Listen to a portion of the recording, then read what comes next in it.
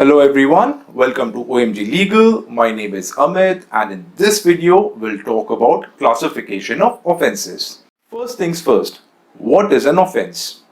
उसका general definition की हम बात करें तो any act which is forbidden by law is called an offense. यानी हर वो काम जिसे करने के लिए कानून आपको अनुमति नहीं देता उसे हम offense कहते हैं.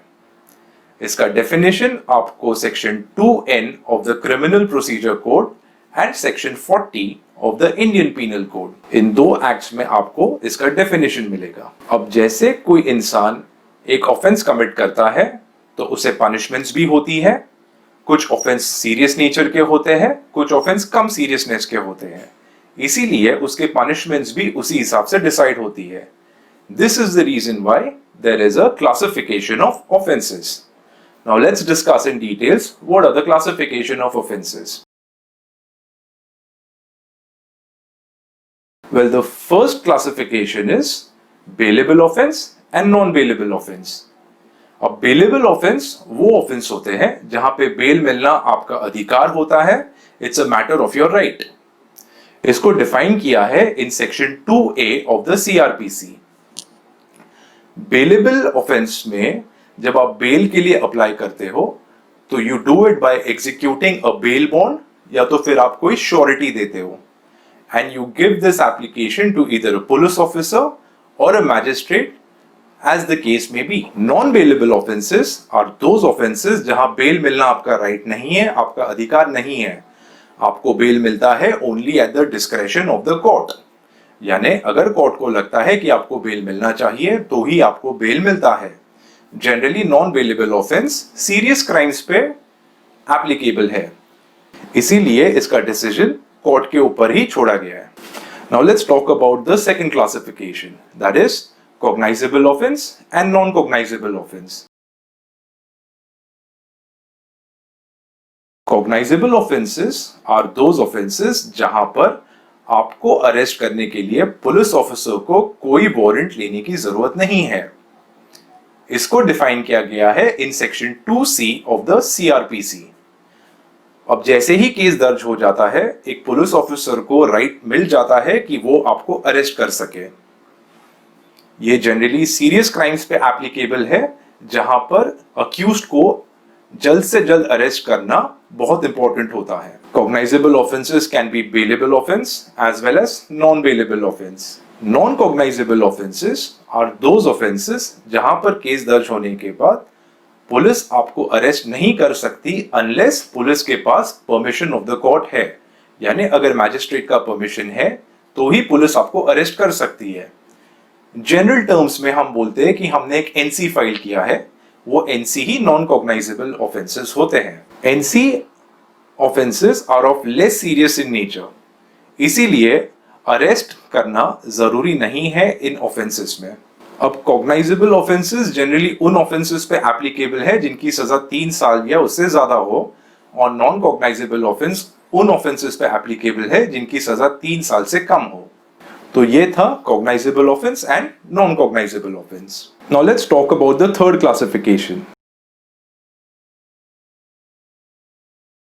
वेल, कंपाउंडेबल ऑफेंसेस वो ऑफेंसेस होते हैं जहां पर एक कंप्लेनेंट यानी कि कोई विक्टिम है वो अपने चार्जेस ड्रॉप कर सकता है, अपना केस वो विड्रॉ कर सकता है. एक बार कोई इंसान अपना केस विड्रॉ कर लेता है so the accused is as good as getting acquitted by the court.